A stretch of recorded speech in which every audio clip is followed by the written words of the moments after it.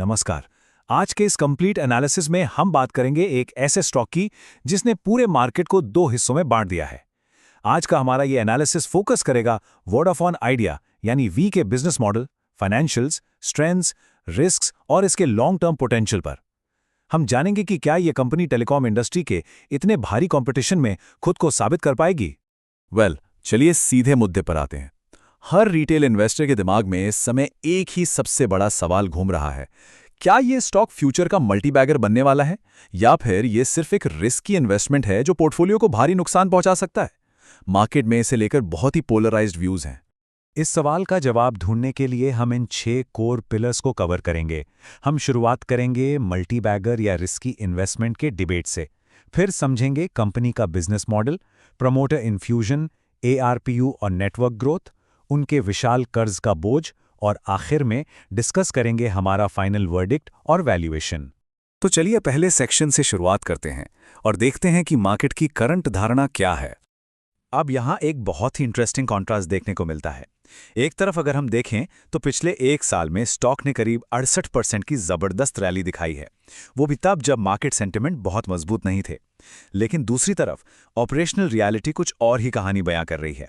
Company का overall subscriber base लगातार गिरकर 192.8 मिलियन पर आ गया है। ये कॉन्ट्रास्ट सोचने पर मजबूर करता है कि आखिर इस रैली के पीछे का असली आधार क्या है। इस रैली के पीछे का सच समझने के लिए हमें पहले इनके बिजनेस मॉडल और रेवेन्यू जनरेशन को गहराई से समझना होगा। बेसिकली वोडाफोन आइडिया भारत के 22 सर्विस एरियाज में अपनी 2G, 4G और अब 5G सर्विसेज प्रोवाइड करती है।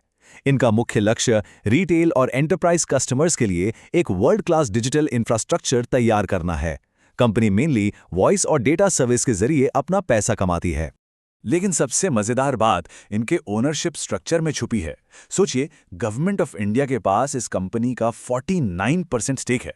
इसके बाद पब्लिक, वोडाफोन ग्रुप और आदित्य बिरला ग्रुप का नंबर आता है।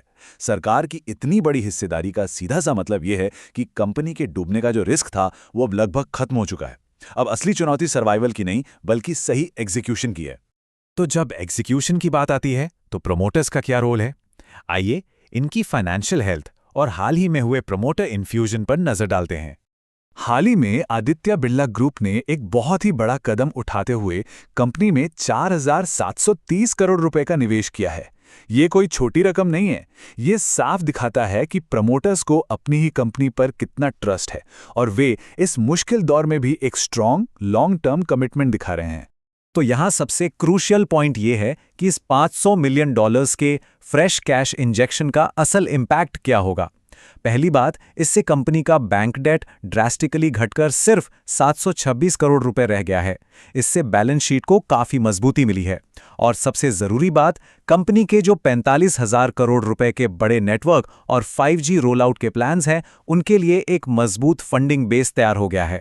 लेकिन यहाँ इल्यूजन और रियलिटी के बीच का फर्क समझना बहुत जरूरी है।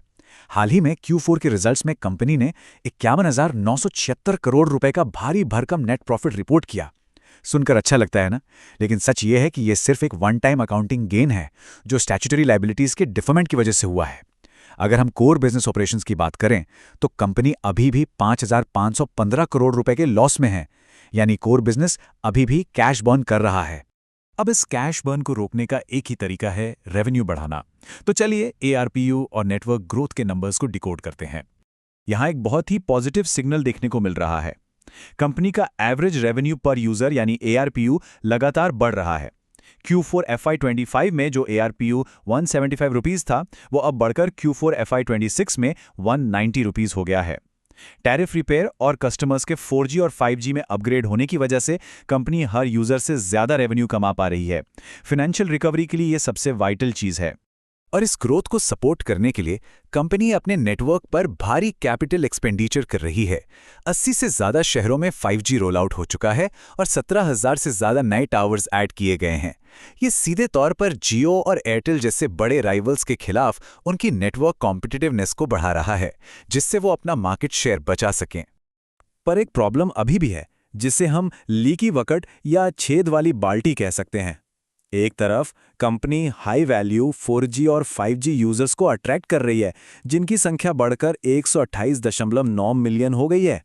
लेकिन दूसरी तरफ ओवरऑल सब्सक्राइबर बेस लगातार गिर रहा है। यानी नए और अच्छे कस्टमर्स तो आ रहे हैं, लेकिन पुराने कस्टमर्स का नेटवर्क छोड़कर जाना अभी भी पूरी तरह रुका नहीं है। और इन सब चुनौतियों के ऊपर बैठा है एक बहुत बड़ा हाथी। चलिए इस जायंट डेट एलिफेंट को एड्रेस करते हैं। ट्रांसपेरेंसी बनी रहे, इसलिए इस 2.19 लाख करोड़ रुपए के विशाल कर्ज को ब्रेक डाउन करके देखना जरूरी है। इसमें से करीब 1.2 लाख करोड़ रुपए तो सिर्फ स्पेक्ट्रम ड्यूज के हैं, और रिलीफ के बाद भी एजीआर ड्यूज लगभग 64,046 करोड़ रुपए के हैं। ये एक बहुत ही विशाल अमाउंट है जो कंपनी की लॉन्ग टर्म रिकवरी के लिए सबसे बड़ी रुकावट बन सकता है। हालांकि यहां सरकार की तरफ से एक संजीवनी मिली है। FY26 से पहले ये एजीआर ड्यूज कंपनी के सर्वाइवल के लिए बहुत बड़ा खतरा थे, लेकिन फिर सरकार ने एजीआर ड्यूज में 27% की कटौती की और पेमेंट्स के लिए एक लंबा मॉरेटोरियम दे दिया। अब इन पेमेंट्स को FY35 से FY41 के बीच 16 सालों में स्टैगर्ड तरीके से चुकाया जा सकता है। इस एक फैसले ने कंपनी को इमीडिएट इंसॉल्वेंसी से बचा लिया है। तो इन सारे फैक्टर्स को एनालाइज करने के बाद फाइनल वर्डिक्ट और वैल्यूएशन क्या कहता है? ब्रिलियंटली, अब एनालिस्ट का सेंटिमेंट भी पॉजिटिवली शिफ्ट हो रहा है। MK रिसर्च ने सरकार की बैकिंग और एजीआर रिलीफ को देखते हुए इस स्टॉक को सेल से ऐड पर अपग्रेड किया है। हालांकि उनका यह भी मानना है कि 13.6x EV/EBITDA पर इसकी वैल्यूएशन अभी भी काफी एक्सपेंसिव है। अगर हम इस पूरे एनालिसिस को समराइज करें तो तस्वीर कुछ ऐसी है।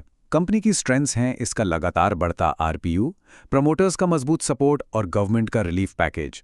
लेकिन रिस्क्स को इग्नोर नहीं किया जा सकता।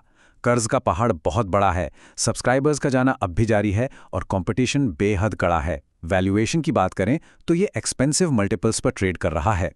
इसे मल्टीबैगर बनने के लिए मैनेजमेंट को हर कदम पर फ्लॉलेस एग्जीक्यूशन दिखाना होगा। और यही सवाल हम सबके लिए सोचने वाला है, क्या प्रमोटर्स का ये पैसा और ये नई 5G turnaround strategy telecom industry के इस सबसे बड़े कर्ज के पहाड़ को पार करने के लिए काफी होगी? क्या लॉन्ग टर्म के लिए ये एक कैलकुलेटेड रिस्क है?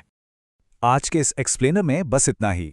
अगर ये डीप डाइव एनालिसिस हेल्पफुल लगा हो तो प्लीज़ इसे लाइक करें, चैनल को सब्सक्राइब करें और कमेंट्स में ज़रूर बताएं कि नेक्स्ट एक्सप्लेनर में किस कंपनी का डिटेल एनालिसिस कवर होना चाहिए।